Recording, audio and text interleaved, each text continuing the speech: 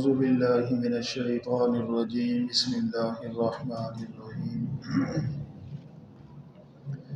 الف لام میم ذالک الکتاب لا ریب فیہ ھدی للمتقین الذین یؤمنون بالغیب ویقیمون الصلاة ومما رزقناہم ینفقون والذین یؤمنون بما انزل الیک وما انزل من قبلک وبالآخرة هم يوقنون أولئك على هدى من ربهم وأولئك هم المفلحون۔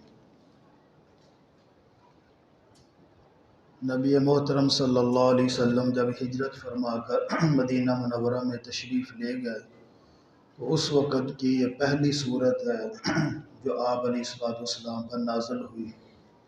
اس کے اندر زیادہ تر جو موضوع سخن یا روئے سخن ہے، یعنی جن سے بات کی جا رہی ہے، وہ یہود ہیں۔ مدینہ منورہ کے اندر یہود کو جتنے رہنے والے تھے وہاں پر 3 طرح سے فوقیت حاصل تھی، جسے تفوق کہا جاتا ہے۔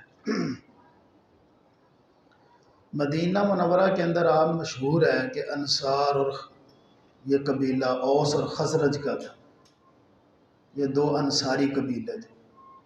5 قبیلے یہود کے تھے، جس میں سے 3 بڑے قبیلے ان کے مشہور تھے، بنو نذیر، بنو قینقاع اور قریظہ۔ ان کی آگے بھی شاخیں تھیں۔ یہ 3 بڑے سردار قبیلے تھے۔ یہ تینوں کو تینوں جو ہیں نا یہ قبیلے، نذیر ہوں، قریظہ ہوں یا بنو قینقاع ہوں، ان کو انصار پر فوقیت حاصل دی 3 طرح سے۔ ایک علمی، دوسرا مالی اور تیسرا تقدسی۔ مال کے لحاظ سے یہ بہت امیر تھے، سود پہ پیسہ دیتے تھے۔ مدینہ منورہ کے اندر جتنے لوگ ہیں نا یہ انصار اور خزرج کے، اوس اور خزرج کے، یہ ان سے پیسے لے کر اپنا کاروبار چلاتے تھے۔ اور مدینہ منورہ کے اندر کھیتی باڑی ہو رہی تھی، تجارت نہیں تھی۔ یہ تاجر تھے، یعنی باہر سے جو ہے چیزیں منگواتے تھے۔ اور خاص طور پر جو بنو قینقاع ہے یا قریظہ والے ہیں، یہ سوداگر تھے، سونے کا کام کرتے تھے، تو اس لیے یہ مالی لحاظ سے بھی بہت فوقیت رکھتے تھے۔ اور آپ جانتے ہیں کہ جہاں مالی لحاظ سے فوقیت ہو وہاں نچلا طبقہ ہمیشہ ان کا جو مرہون منت ہی رہتا ہے، محتاج ہوتا ہے، کیونکہ روٹی کی ضرورت ہر بندے کو ہوتی ہے، ہر گھر میں ہوتی ہے۔ اس لیے وہ ان کا جی ہر لحاظ سے ساتھ دیتے تھے۔ دوسرا علمی ہے، علم کے اعتبار سے بھی جو ہے انسان جہاں بہت سارے عالم ہوں یا علم کے لحاظ سے پختہ ہوں تو لوگ ان سے متاثر ہوتے ہیں۔ اور تیسرا ہوتا ہے تقدسی، جسے آپ کہہ سکتے ہیں پیر اور مرید۔ فی زمانہ بر صغیر پاک و ہند میں بھی، موجودہ دور میں اور اس زمانے میں، مدینہ منورہ کی بستی میں آج بھی اور اس زمانے میں بھی ایک چیز قدر مشترک ہے۔ یقین جانیے، میں بلا مبالغہ آپ سے کہتا ہوں، عوام کا مولوی کے ساتھ تعلق سب سے کمزور ہوتا ہے، مالدار سے بھی مضبوط ہوتا ہے، لیکن مالدار سے بھی زیادہ مضبوط تعلق جی پیر سے ہوتا ہے، اور ابھی بھی ہے۔ جس کے ہاتھ پر آپ بیعت کر لیتے ہیں نا جی، اس کو آپ اپنا مائی باپ سمجھتے ہیں، سب کچھ سمجھتے ہیں، مال بھی قربان کر دیتے ہیں، جان بھی قربان کر دیتے ہیں، عزت آبرو بھی اس کے لیے قربان کر دیتے ہیں، اور یہ چیز ان کو حاصل تھی۔ اب ظاہری بات ہے جب نبی کریم صلی اللہ تعالیٰ علیہ وسلم وہاں تشریف لے گئے، یہ تینوں چیزیں واپس آئیں نبی صلی اللہ علیہ وسلم پر۔ جہاد ہوا، مال غنیمت کی شکل میں مال آ گیا۔ علم کے لحاظ سے تو میرے نبی کا کون مقابلہ کر سکتا ہے، اور دنیا میں پیر اگر ہے تو صرف میرا نبی ہے، باقی تو سارے پھر اس کے نام اسے کھا رہے ہیں۔ تو اس لیے جو تینوں چیزیں واپس آئیں نا جی، تو یہود کو پہلے ہی بہت حسد تھا، تو نبی کریم صلی اللہ علیہ وسلم سے اس وجہ سے زیادہ ہوا کہ جو ان کا رتبہ، ان کی فوقیت اور ان کا علمی روب دبدبہ، مالی روب دبدبہ اور تقدسی روب دبدبہ تھا نا، وہ ختم ہوا۔ تو اس واسطے پھر انہوں نے جو سازشیں شروع کی، تو اس واسطے سورہ مبارکہ کے اندر زیادہ بات ان سے کی جا رہی ہے، اس لیے اس کو کہا جاتا ہے روح سخن۔ اب اس کی پہلی آیت ہے الف لام میم۔ ان حروف کو کہا جاتا ہے حروف مقطعات۔ مقطعات کا معنی آتا ہے کاٹے ہوئے، جدا جدا کیے ہوئے، الگ الگ کیے ہوئے۔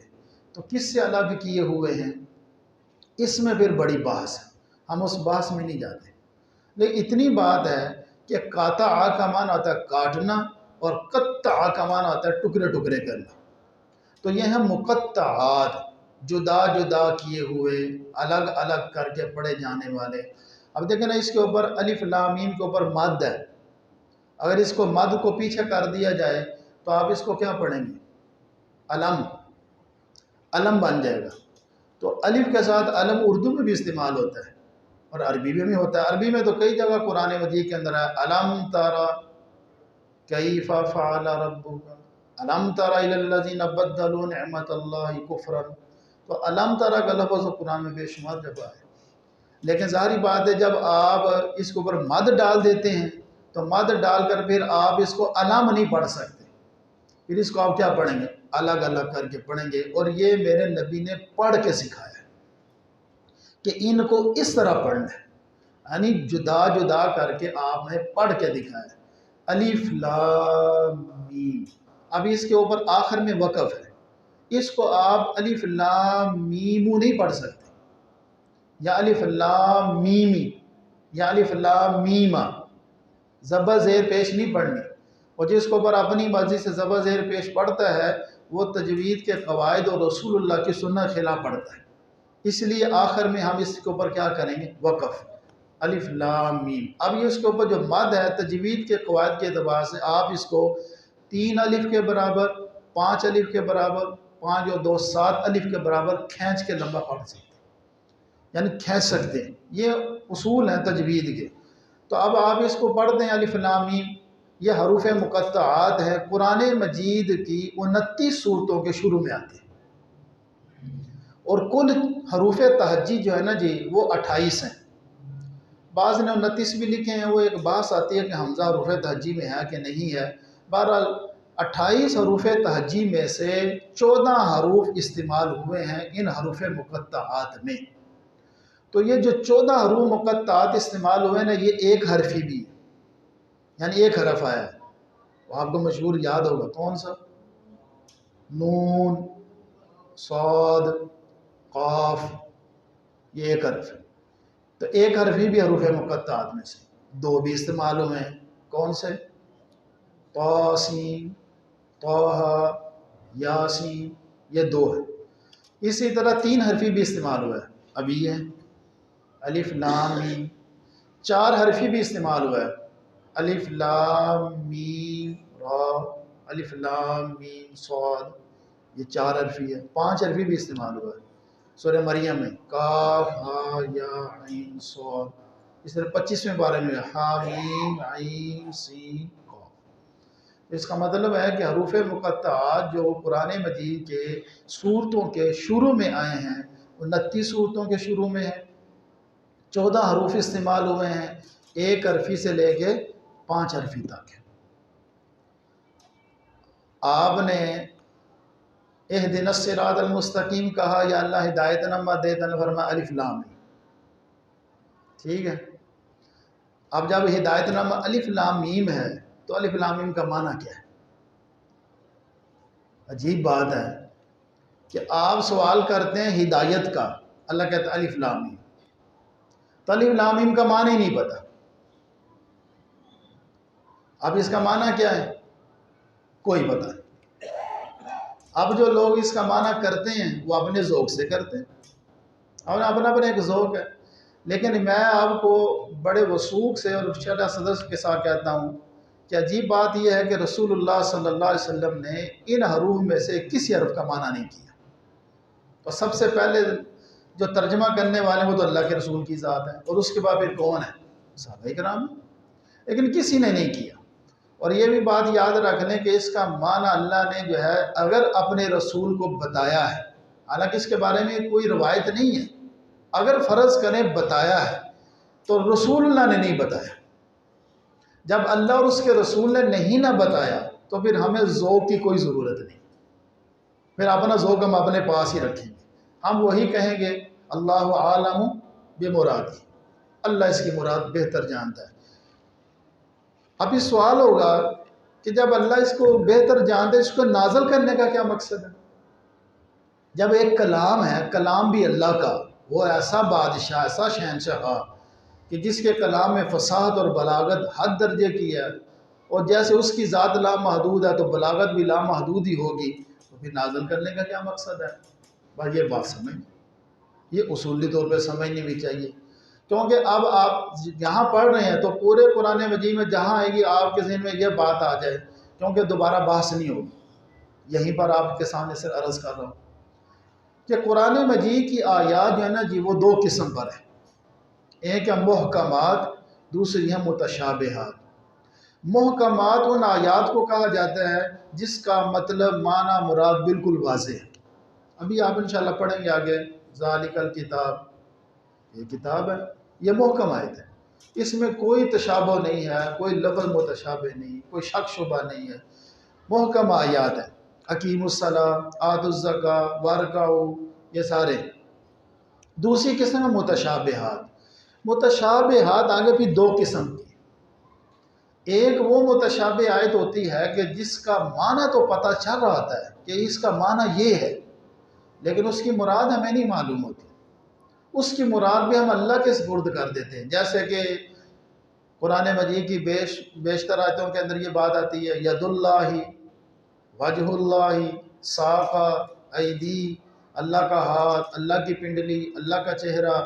تو یہ اللہ کا چہرہ تو سمجھ آ رہا ہے، اس کا ترجمہ ہے وجہ اللہ، اینما تولوا فثم وجہ اللہ، تو وجہ اللہ ہے، وجہ اللہ پڑھے، تو کوئی بھی یہ چیز سمجھ تو آ رہی ہے، معنی تو پتہ ہے، لیکن اللہ کے چہرے سے کیا مراد ہے اللہ جانتا ہے، کیونکہ اللہ کے نبی نے نہیں بیان کی، خود صحابہ نے نہیں بیان کی۔ یہ آیت متشابہ ہے، اور یہ بات یاد رکھیں کہ متشابہ چاہے وہ معلوم المعنی ہو، مجہول المراد ہو، وہ ہم اللہ کے سپرد کرتے ہیں، اللہ بہتر جانتا ہے۔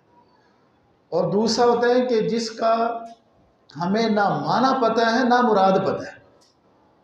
ایک وہ متشابہ ہے جس کا معنی تو سمجھ آ رہا ہے لیکن مراد نہیں جانتے، اور ایک وہ ہے کہ جس کا ہمیں نہ معنی پتہ ہے نہ مراد پتہ ہے۔ وہ کون سی ہیں؟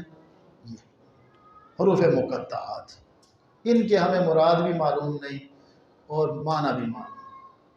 پھر سوال ہوگا جب معنی بھی پتہ نہیں، مراد بھی پتہ نہیں، نازل کیوں کی ہے؟ تو اس کا جواب یہ دیں گے آپ کہ قرآن مجید کے اندر جو اللہ پاک نے یا احادیث مبارکہ کے اندر جو احکامات ہیں وہ دو قسم پر ہیں۔ ایک قسم وہ ہوتی ہے کہ جس کی حکمت ہمیں معلوم ہو جاتی ہے کہ بھئی اللہ نے اس لیے نازل کی، اس کی یہ حکمت ہے۔ دوسری ہوتی ہے کہ جس کی حکمت معلوم نہیں ہوتی، مقصد ہوتا ہے اس پہ عمل کرنا ہے۔ جیسے آپ نماز کی حکمت معلوم کریں تو نماز کے اندر خود قرآن بیان کرتا ہے کہ حسد دور کرتی ہے، تقوی پیدا کرتی ہے، عاجزی پیدا کرتی ہے، یہ نماز کے فائدے ہیں، حکمت بھی معلوم ہو رہی ہے۔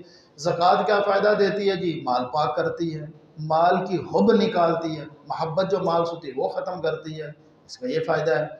تو جتنے احکام آپ نظر آئیں گے نا، کوئی نہ کوئی اس کی حکمت آپ کو معلوم ہو جائے گی، لیکن بعض احکام ایسے ہیں کہ بس کرنا ہے، حکمت معلوم نہیں۔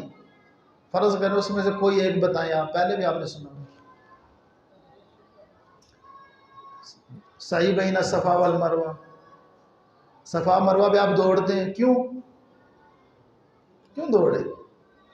کوئی پتہ نہیں، حکمت کیا ہے؟ پتہ تو یہ ہے نا کہ بھئی مائی ہاجرہ وہاں دوڑی، بھئی ہم کیوں دوڑ رہے ہیں؟ وہ دوڑی اپنے بچے کے لیے، ہم کیوں دوڑ رہے ہیں؟ بھئی عرفات میں جا کے کھڑے ہو جاؤ، ظہر صبح 10 بجے جاؤ، ظہر تک جاؤ، مغرب تک وہی بیٹھے ہیں، کھڑے ہیں، کیوں کھڑے ہیں بھئی؟ کیا حکمت ہے؟ بیت اللہ کا چکر کاٹو جی ساتھ، اس کی حکمت کیا ہے؟ تو یہ تو کوئی نہیں سمجھ آتی۔ اچھا عمرہ سارا کر لیا، حج سارا کر لیا، پھر کیا کرو جی؟ ٹینڈ کروا دو۔ ٹینڈ کروانے کی کیا حکمت ہے؟ لیکن اللہ کیا چاہتا ہے؟ میرے بندے میری بات مانتے ہیں جان کر یا مانتے ہیں نہ جان کر بھی، بس میں یہ دیکھنا چاہتا ہوں۔ میں بھی میرے غلام ہیں، میں کہتا ہوں کرو، وہ کر دیتے ہیں، چاہے سمجھ آئے چاہے نہ سمجھ آئے۔ تو جب احکام کی حکمت معلوم ہو تب بھی عمل کرتے ہیں، اور حکمت معلوم نہ ہو تب بھی عمل کرتے، اور میں یہ سمجھتا ہوں اس میں زیادہ امتحان ہوتا ہے۔ ایک چیز کی حکمت معلوم نہیں، اللہ کہتا بھی عمل کرنا ہے، تو جب ہم اس پر عمل کرتے تو اللہ اس سے زیادہ خوش ہوتے ہیں۔ ہم نے سوال کیا اہدنا الصراط المستقیم، اللہ نے فرمایا الف لام میم، ہم نے پھر بھی مانا کہ یا اللہ تیرا ہی کلام ہے، چاہے ہمیں اس کی حکمت معلوم ہے یا نہیں۔ اور مزے کی بات یہ ہے، سوچنے کی بات یہ ہے، عجیب بات ہے کہ مشرکین عرب نے ان حروف مقطعات پہ کوئی اعتراض نہیں کیا، حالانکہ ہونا تو چاہیے تھا نا، اعتراض کرتے۔ اچھا مکھی کی مثال دی ہے تو اعتراض کر دیا، مچھر کی بات کی تو اعتراض کر دیا، مکڑی کی بات کی تو اس پہ بھی اعتراض کر دیا۔ لو جی یہ قرآن ہے، اللہ کا کلام ہے، لو جی مکھی کی باتیں ہو رہی ہیں، مچھر کی باتیں ہو رہی ہیں، بر اللہ کو مکھی مچھر سے کیا لینا دینا، تو اعتراض کر دیا۔ لیکن جب یہ حروف آئے ہیں، حروف مقطعات آئے ہیں، تو کسی کافر نے اعتراض نہیں کیا۔ اب کیوں اعتراض نہیں کیا؟ اس کی وجہ ہے کہ کلام عرب کے اندر بعض جو خطیب لوگ ہوتے تھے نا جی، اپنے خطبے کو ان الفاظ سے شروع کرتے تھے جو ان کی سمجھ سے ہی بالا تر ہوتے تھے، یعنی شعراء، خطیب حضرات ایسے الفاظ استعمال خطبہ شروع کرنے لگے ہیں، وہ ایسا لفظ بول دیا کہ بعضوں کا سمجھ آیا، بعضوں کا سمجھ نہ آیا۔ جیسے قرآن مجید کی سورہ فاتحہ شروع ہوئی تو الحمدللہ سے پتہ چل رہا ہے، اور سورہ بقرہ شروع ہوئی تو الف لام میم سے، یہ بھی خطبہ ہے وہ بھی خطبہ ہے، لیکن وہ سمجھ آ رہا ہے وہ سمجھ نہیں آ رہا۔ تو کلام عرب کے اندر یہ عام اسلوب تھا بات بیان کرنے کا کہ بعض اوقات ایسے کلام سے بات شروع کی جاتی سمجھ ہی نہیں آ رہا، عقل میں نہیں آ رہا، لیکن وہ کہتے تھے یہ فصاحت ہے، ہماری سمجھ تھوڑی ہے، بیان کرنے والا اس میں زیادہ مہارت رکھتا ہے، اس واسطے اس پہ انہوں نے کوئی اعتراض نہیں کیا۔ اور اس سے عجیب بات یہ ہے کہ کسی صحابی نے پوچھا بھی نہیں، یہ بھی تو دیکھیں نا، اب صحابہ کرام بھی تو پوچھ سکتے نہیں، یا رسول اللہ الف لام میم پڑھ رہے ہیں، الف لام را پڑھا ہے، الف لام میم را پڑھا ہے، صاد قاف آیا پڑھ رہے ہیں، بیان تو کریں یہ ہے کیا؟ لیکن کسی صحابی نے نہیں بیان کیا۔ اس کی پتہ وجہ کیا ہے؟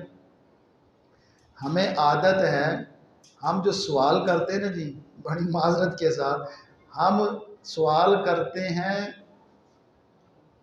علم کے بارے میں، صحابہ سوال کرتے تھے عمل کے بارے میں، بڑا فرق ہے۔ میں اس کی ایک چھوٹی سی مثال آپ کو دیتا ہوں۔ سنن ترمذی میں روایت آتی ہے، اللہ کے نبی صلی اللہ علیہ وسلم نے ارشاد فرمایا بھائی آن قریب فتنے رونما ہوں گے، بہت سارے فتنے پیدا ہوں گے۔ لمبی حدیث ہے، میں صرف اپنی بات کی تائید میں یہ بات پیش کر رہا ہوں، بہت فتنے پیدا ہوں گے۔ اچھا حضرت علی پاس بیٹھے تھے رضی اللہ تعالیٰ، انہوں نے پتہ آگے سے سوال کیا کیا، یہ نہیں پوچھا، میں سمجھتا ہوں کہ اگر ہم جیسا کوئی ہوتا نا، پوچھتا کب، کیسے، کون سا، انہوں نے یہ نہیں پوچھا کب ہوگا، کیسے ہوگا، کون سا فتنہ ہوگا، یہ نہیں پوچھا۔ پوچھتے ہیں یا رسول اللہ اس سے نکلنے کی کیا صورت ہے؟ لیکن اصل مقصد کیا ہے؟ فتنے سے بچنا، وہ کیا ہے؟ عمل۔ تو صحابہ کرام بہت گہرائی میں علمی باتوں میں جا کے نبی سے سوال نہیں کرتے، وہ موٹے موٹے سوال ہیں۔ بعض اوقات ایسے بھی ہوئے، کوئی ایسا انہوں نے کوئی سوال کیا ہے اللہ نے جواب ہی نہیں دیا۔ یسألونک عن الأہلہ، آپ سے پوچھتے ہیں یہ چاند کیا ہے، کبھی گھٹتا ہے کبھی بڑھتا ہے، جواب دیا اللہ نے؟ نہیں دیا۔ اس کا مطلب ہے کہ ہر سوال کا جواب کوئی ضروری نہیں ہوتا، نہ دینا چاہیے، ہر سوال کا جواب ہونا چاہیے یہ بھی نہیں ہوتا۔ تو اس لیے صحابہ کرام نے پوچھا بھی نہیں، اگر کہیں کوئی بات پوچھی ہے تو وہ یہ پوچھتے تھے عمل کیا ہے۔ تو اس لیے یہ الف لام میم ہمارے اندر عمل کی مشق پیدا کر رہا ہے۔ اور ہم نے اہدنا الصراط المستقیم کے اندر علم کا سوال نہیں کیا، کس کا سوال کیا؟ ہدایت کا۔ اور ہدایت کے لیے کون سا دل ہونا چاہیے؟ منیب۔ جب آپ کے پاس دل منیب ہوگا تو الف لام میم بھی میرے آپ کے لیے کیا ہے؟ ہدایت ہے۔ یہ چھوٹی سی بات ہوگی الف لام میم کے بارے میں۔ اب اس کا معنی ہم یہی کریں گے، اللہ عالم بمرادہ بذالک۔ اچھا بطور تائید یہ بھی بات آپ سے کیا، سورۃ آل عمران انشاءاللہ پڑھیں گے تو وہاں 2 آیات اللہ خود بیان کرتے ہیں، آیات محکمات ہن ام الکتاب وَأُخَرُ مُتَشَابِهَاتٌ۔ قرآن مجید کی آیات محکمات بھی ہیں، یہ نا آپ سمجھے کہ شاید میں نے اپنی طرف سے تقسیم کی ہے، خود قرآن نے تقسیم کی ہے۔ سورۃ آل عمران پہلا رکوع ہے، اس کے اندر اللہ خود ارشاد فرماتے ہیں ہن ام الکتاب، وہی اصل کتاب ہے، وَأُخَرُ مُتَشَابِهَاتٌ، کچھ متشابہات ہیں، فَأَمَّا الَّذِينَ فِي قُلُوبِهِمْ زَيْغٌ، جن لوگوں کے دلوں میں کجی ہوتی ہے، ٹیڑھا پن ہوتا ہے، وہ الٹا چلنا چاہتے ہیں، الہاد ہوتا ہے، وہ نہیں چاہتے کہ قرآن کی حکمت اور عمل کیا کرنا ہے، وہ بس کمی کون سی ہے، کجی کون سی ہے، کوئی نکال لیں اس میں، پھر وہ کن آیتوں کے پیچھے بھاگتے ہیں؟ متشابہ۔ اس لیے فوراً ہی دعا کی، ربنا لا تزغ قلوبنا، وہی آ رہی ہے بات، فَأَمَّا الَّذِينَ فِي قُلُوبِهِمْ زَيْغٌ فَيَتَّبِعُونَ مَا تَشَابَهَ ابتغاء الفتنہ، وہ فتنہ چاہتے ہیں، متشابہ آیت پڑھیں گے، لو جی اللہ نے یہ کہا، اس کا کیا مطلب ہے جی، ہمیں تو سمجھ ہی نہیں آ رہی، قرآن ایک طرف کہتا ہے بڑا آسان ہے اور دوسری کا سمجھ ہی نہیں آ رہی، تو اللہ کہتا ہے ایسی آیتوں کے پیچھے ہمیشہ وہ لوگ بھاگتے ہیں جن کے دلوں میں بیماری ہوتی ہے۔ تو اس لیے اے مسلمانوں تم دعا کیا کرو، ربنا لا تزغ قلوبنا بعد اذ ہدیتنا، سبحان اللہ، یا اللہ ہمارے دلوں کو ٹیڑھا نہ کرنا جب کہ تو نے ہمیں ہدایت دے دی، ہدایت بھی کون سی؟ اہدنا الصراط المستقیم، ہمیں اللہ نے اہدنا الصراط المستقیم کے اندر ہدایت دے دی ہے، تو اس لیے یا اللہ ہمیں جو ہے ایسا ٹیڑھا نہ کرنا، اور پھر ساتھ ہی فرمایا وما یعلم تأویلہ الا اللہ، متشابہ آیات کا اصل مطلب کوئی نہیں جانتا سوائے تیرے رب کی ذات کے۔ تو اب یہ تو دلیل ہے آپ کے پاس کہ آپ کہہ سکتے ہیں کہ وما یعلم تأویلہ الا اللہ، اللہ ہی جانتا ہے کہ اس کا اصل مطلب کیا ہے۔ اتنی بات آپ کو سمجھ آ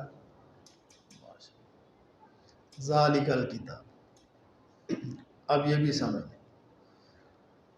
یہ ترجمہ القرآن کی کلاس ہے تو شکل درس کی ہے، اس میں آپ کا فائدہ زیادہ ہوگا انشاءاللہ، آگے انشاءاللہ پھر آدھا آدھا رکوع چل پڑنا ہے، پھر آپ کہیں گے جی سبق زیادہ ہو گئے، تو ابھی تھوڑا تھوڑا ہے، لیکن تھوڑے تھوڑے کے اندر میں کہتا ہوں درس کی شکل رہے، تاکہ کچھ نکات کچھ چیزیں آپ جو عوام الناس ہے وہ بھی اس چیز کو سمجھ لیں۔ میں ابھی اس کی گہرائی میں نہیں جا رہا، بالکل سادہ سے آپ کو سمجھایا ہے، موٹی موٹی باتیں۔ اب ذالک الکتاب کے اندر بھی چند ایک باتیں سمجھ، ذالک یہ اس میں اشارہ ہے، عرب حضرات نا جی جب کسی چیز کی اشارہ کرتے تو الفاظ استعمال کرتے ہیں، جیسے ہم کرتے ہیں او، ہاں نہیں کہتے وہ دیکھو، تو یہ وہ دیکھو کیا کرتے ہیں، ہمیشہ بھی ساتھ کیا کرتے ہیں؟ اشارہ کرتے ہیں۔ دیکھیں جب کسی چیز کی طرف اشارہ کیا جاتا ہے نا جی، تو جب تک اس کی طرف اشارہ نہیں ہے بات نہیں سمجھ آتی، ہم کہتے ہیں وہ، تو وہ کہ آنکھ سے اشارہ کرتے ہیں، سر سے اشارہ کرتے ہیں وہ، تو عرب حضرات بھی جب کلام کرتے ہیں نا جی اس کے اندر بھی ذالک یہ اس میں اشارہ ہے، اس کا مشار الیہ ہوتا ہے، جس کی طرح کیا کیا جائے؟ اشارہ کیا جائے، وہ ہوتا ہے اس کو مشار الیہ کہتے ہیں۔ ذالک اس میں اشارہ، یہ کس کے لیے آتا ہے؟ دور کے لیے۔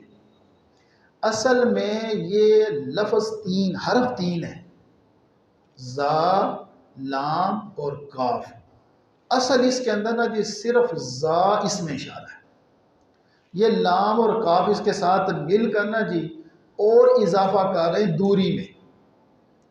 اب قرآن مجید کے اندر یہ ذالک قریب کے لیے بھی استعمال ہوتا ہے، قریب کے معنی میں، اور کبھی کبھی ذالک حاذا کے معنی میں بھی استعمال ہوتا ہے، حاذا کا معنی ہوتا ہے یہ اشارہ قریب کے لیے، لیکن دیکھا یہ جاتا ہے کہ یہ کس کے ساتھ استعمال ہو رہا ہے، وہاں پھر جا کر بات سمجھ آتی ہے کہ قریب معنی کرنا ہے یا دور معنی کرنا ہے۔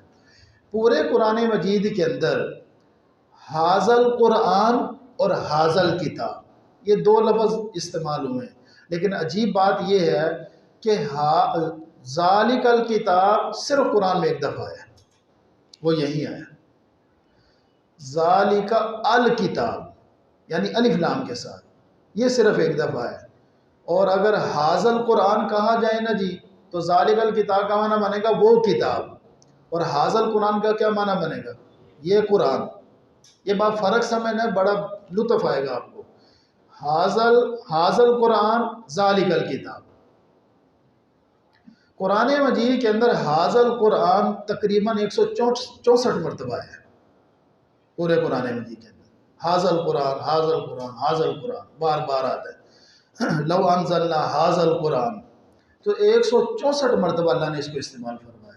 لیکن جب کتاب کی بات آئی نا جی، بات آئی الکتاب کے ساتھ، تو صرف ایک دفعہ ذالک الکتاب. اگر بغیر الف لام کے دیکھا جائے تو ھذا کتابن یا کتابن، ھذا کتابن یہ 4 دفعہ ہے، یعنی کتاب کا. اور اگر الکتاب کو دیکھا جائے جو بھی 150 سے زیادہ مرتبہ ہے، وہ قرآن پر بھی استعمال ہو رہا ہے، تورات پر بھی استعمال ہو رہا ہے، انجیل پر بھی استعمال ہو رہا ہے. لیکن بات سمجھنے کی یہ ہے کہ جب ذالک الکتاب آیا یا لفظ آیا ھذا القرآن، یہ 2 قرآن مجید کے نام ہیں. میں نے عرض کیا تھا کہ الکتاب بھی قرآن ہے اور القرآن بھی قرآن ہے. القرآن کہا جاتا ہے جس کو بار بار پڑھا جائے، اس کی تشریح ہو چکی ہے. الکتاب کسے کہا جاتا ہے؟ لکھی ہوئی چیز. کتاب آپ نہیں بولتے، لکھی ہوئی چیز. تو جب قرآن مجید نازل ہو رہا تھا اس وقت لکھا ہوا تھا یا زبانی تھا؟ زبانی جبرائیل نے پڑھا، زبانی نبی نے یاد کیا، زبانی آگے سکھایا، اور جب سکھا لیا فرمایا اس کو لکھ لو. لیکن جب تک نازل پورا نہیں ہوا اس وقت تک تو یہ کتاب نہیں تھا. کتاب تو تھا لیکن دنیا میں نہیں تھا. تو اب جب آئی نا کتاب کی بات تو اس وقت فرمایا ذالک الکتاب، وہ کتاب، وہ جو آیا نا کس کے لیے آیا؟ اب خود غور کریں کس کے لیے آیا؟ لوح محفوظ میں. یہ کتاب اصل میں لوح محفوظ سے نقل ہو کر آئی ہے. اور جب آئی نا قرآن کی بات تو فرمایا ھذا القرآن، یہ قرآن. کون سا قرآن؟ جو تم پڑھ رہے. تو جب بات قرآن کی آتی ہے تو اشارہ ھذا کا آتا ہے، اور جب الکتاب کی بات آتی ہے تو اشارہ ذالک آ جاتا ہے.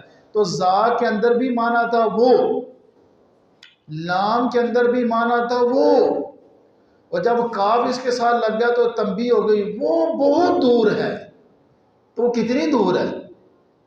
ہماری پہنچ سے دور ہے. وہ کہاں ہے؟ لوح محفوظ.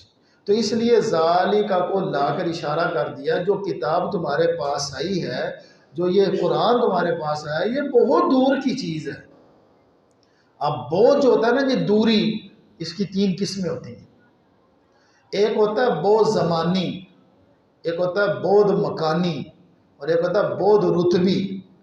زمانی کا مطلب یہ ہوتا ہے کہ زمانے کے اعتبار سے انسان ایک دوسرے سے دور ہوتے ہیں. جیسے نبی کریم صلی اللہ تعالیٰ علیہ وسلم کا زمانہ اور ہمارا زمانہ ان سے کیا ہے؟ بہت دور ہے.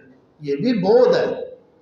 اور اسی طرح بعض اوقات نا جی بعد مکانی ہوتا ہے، جیسے یہ بھی بعد ہے یعنی دوری ہے. ہم آپس میں بیٹھے ہیں لیکن ایک دوسرے سے کیا دور ہے. اسی طرح کو جو گھروں میں بیٹھے ہیں وہ اور دور ہے، جو مکے میں بیٹھے ہیں وہ اور دور ہے. یہ بعد ہے. اور ایک ہوتا ہے رتبے کے لحاظ سے ہوتے ہی اکٹھے ہی ہیں، ایک ہی جگہ پر ہوتے ہیں، لیکن رتبے کے اعتبار سے کیا ہوتے ہیں؟ دور ہوتے ہیں. جیسا کہ رسول اللہ صلی اللہ علیہ وسلم کو اپنے صحابہ کی جماعت میں بیٹھ کر بھی رتبے میں کیا تھے؟ بہت بلند تھے. رتبہ ان کا بلند ہی رہا اور وہ بلند ہی رہنا تھا. تو اللہ رب العزت نے ذالک الکتاب کے اندر بہت رتبی بیان کیا ہے. کتاب تو تمہارے پاس ہے لیکن اس کا رتبہ کیا ہے؟ بہت بلند ہے. اس لیے فرمایا ذالک الکتاب، وہ کتاب جو لوح محفوظ میں ہے، وہ آج تمہارے پاس ہم نے قریب کر دی ہے، لیکن اس کا مقام، اس کا درجہ فی صحف مکرمہ مرفوعۃ مطہرہ بہت بلند ہے. لا ریب فیہ. سبحان اللہ. کتاب ہے، شک کوئی نہیں اس میں. اب جب آپ اس کا معنی کرتے ہیں شک کون نہیں، شک کے لیے عربی زبان کے اندر کئی سارے لفظ آتے ہیں. جیسے شک، شک اردو کا لفظ ہے کہ پنجابی؟ پنجابی، فارسی، اردو، فارسی، پنجابی تینوں غلط ہے. عربی ہے. خود شک عربی ہے لیکن ہم اردو میں استعمال کرتے ہیں. شک بھی عربی ہے، شبہ عربی، لبس یہ بھی عربی ہے. یہ بھی شک کے معنی میں آتا ہے. لبس ہو گیا، شبہ ہو گیا. مریج یہ بھی عربی ہے، یہ بھی شک کے معنی میں آتا ہے. ریب بھی عربی ہے، یہ بھی شک کے معنی میں آتا ہے. لیکن ہر ایک کی الگ الگ صورت ہے. دیکھیں یہی تو عربی کی ایک جان ہے کہ لفظ ایک بولتے ہیں اس کا معنی اور ہو جاتا ہے، دوسرا بولتے ہیں اس کا معنی اور ہو جاتا ہے۔ اب آپ دیکھیں کہ شک کسے کہتے ہیں؟ اب ہم بولتے رہتے ہیں شک شک شک، کیا ہے شک؟ یہ دو چیزیں ہیں ایک جیسے۔ چلے میں آپ کو مثال دیتا ہوں، حصی دے دیتے ہیں۔ آپ دکان میں جاتے ہیں، آپ کو دو جوتیاں جیسی نظر آتی، دو تھان کپڑے کی جیسے نظر آتے، دو پھولوں کے وہ بنڈل جو مجھے انہوں نے دیے تھے ایک جیسے نظر آتے، وہ ایک جیسے نظر آ رہے، آپ نے اس میں سے ایک بلا سوچے سمجھے خرید لیا، دکان سے باہر آئے نا جی دوسرا ٹھیک تھا، وہ جو دوسرا جوتا تھا نا اس کے ساتھ وہ ٹھیک تھا، وہ جو ساتھ والا سوٹ تھا نا وہ ٹھیک تھا۔ اگر خاص طور پر بیگم کو آپ شاپنگ کرا رہے ہیں تو پھر تک گھر تک شک ہی رہنا۔ تو یہ دو طرفیں جب برابر ہوتی ہیں اس میں جو ایک بات آتی ہے نا جی وہ ٹھیک تھا، یہ شک ہے۔ اور اگر اس میں ایک طرف آپ صحیح ہو جاتے ہیں یعنی یقین ہو جاتے ہیں یہ ٹھیک تھا یا یہ ٹھیک تھا، وہ بعض اوقات اس سے تھوڑا آگے یقین کی شکل باندھے اسے ظن کہتے ہیں، گمان، نہیں یہی ٹھیک تھا لیکن یقین ابھی بھی نہیں آیا، اور پھر کسی قرینے سے سمجھ آ جاتی ہے بات کہ نہیں بھائی بات تو یہی ہے، یہی درست ہے، اسے یقین کہتے ہیں، اور پھر آگے اس کی بھی قسمیں آپ نے التکاثر کے اندر پڑھی ہے، یہ شک ہے۔ اب شک ہے اللہ کہتا ہے لا ریب فیہ، کوئی شک نہیں، لیکن اس کا معنی شک کوئی نہیں کرتے ہیں، تو شک معنی کر کے بھی بہت سارے لوگ کیا کرتے ہیں اس میں شک کر رہے ہیں، وہ کہتے ہیں جی ہمیں ہی نہیں آئی یہ بات، شک تو کر رہے ہیں۔ تو میری بات اچھی طرح سمجھ لیں کہ بعض کتابیں ایسی ہوتی ہیں کہ جو شک کا محل ہوتی ہیں، یعنی ان میں شک ہوتا ہے، اور بعض کتابیں ایسی ہوتی ہیں کہ جس میں شک نہیں ہوتا، دیکھنے والے میں شک ہوتا ہے، ریب اس میں نہیں ہے، ریب دیکھنے والے میں ہے۔ میں نے اس کی مثال عرض کی تھی، جیسے آپ چشمہ لگاتے ہیں کالے رنگ کا تو آپ کو کالے ہی نظر آنا ہے، سبز لگاؤ گے تو سبز نظر آنا ہے، چیز اگر آگے سفید ہے تو آپ سبز رنگ کا لگا کر بھی آپ کو سبز ہی نظر آئے گا۔ اپنی ذرا اینک اتار دینا شک والی، تو شک والی اینک اتار کے جب آپ قرآن پڑھیں گے تو آپ اس میں کوئی شک نظر نہیں آئے گا، لا ریب فیہ، کوئی شک نہیں ہے اس میں، کس بات میں؟ یہ اللہ کی طرف سے نازل، یہ منزل من اللہ ہے، اللہ نے اس کو نازل کیا ہے، کون لے کر آیا؟ جبرائیل، اس میں کوئی شک نہیں۔ کہاں اتری ہے؟ محمد رسول اللہ کے قلب اطہر پر، اس میں بھی کوئی شک نہیں ہے۔ صحابہ نے اس کو نقل کیا، اس میں بھی کوئی شک نہیں ہے۔ ہمارے پاس من عن محفوظ پہنچی ہے، لا ریب فیہ، اس میں کوئی شک نہیں۔ یہی ہے اس کا لا ریب فیہ کا معنی۔ ھدی للمتقین، ہدایت ہے کس کے لیے؟ متقین کے لیے۔ سوال ہوگا متقی تو پہلے ہی ہدایت یافتہ ہے، تو پھر ان کے لیے کیا ہدایت؟ ہدایت ان کے لیے ہونی چاہیے تھی کہ جو متقی نہیں ہیں۔ تو ظاہری بات ہے پھر اس کا جواب یہی آئے گا کہ ما یعول علیہ کے اعتبار سے بات ہو رہی ہے۔ جیسے آپ کوئی بچہ حفظ میں ڈال دیں نا جی کلاس میں، تو اسے آپ شروع میں کیا کہنا شروع کر دیتے ہیں؟ قاری صاحب، حافظ صاحب۔ ابھی وہ یونیورسٹی میں پہنچتا تھا، کہتا ہے ڈاکٹر صاحب۔ وہ ڈاکٹر بنا تو نہیں نا، ابھی پڑھ رہا ہے، لیکن وہ جس راہ پر چل رہا ہے اگر پڑھتا رہا، صحیح چلتا رہا تو ایک دن کیا بنے گا؟ قاری، حافظ، عالم، انجینئر، ڈاکٹر بنے گا۔ اللہ کہتے ہیں ھدی للمتقین، ہدایت نامہ دے دی ہے، چلو متقی بن جاؤ۔ یہ اس طرح متقین دوسرا اس کا جواب ہے۔ مولانا حسین علی الوانی رحمۃ اللہ علیہ ہمارے پیر و مرشد ہیں، قرآن کے لحاظ سے تفسیر بالآخر ہم ان کی رائے کو ترجیح دیتے ہیں۔ وہ فرماتے ہیں کہ ھدی للمتقین، متقین بمعنی منیبین ہے، انابت، یہ ہدایت نامہ ہے ان لوگوں کے لیے جو قرآن کی طرف کیا کرتے ہیں؟ رجوع کرتے ہیں۔ جو رجوع کرتے ہیں قرآن ان کو ہدایت دیتا ہے، اور جو رجوع نہیں کرتے وہ نہیں دیتا۔ ہدی میں کیا ہے اور متقی کیا ہے؟ انشاءاللہ کل اس کے بارے میں بات کریں گے، آدھا گھنٹہ کم از کم چاہیے ہمیں اس کے لیے بھی، لیکن انشاءاللہ تفصیل سے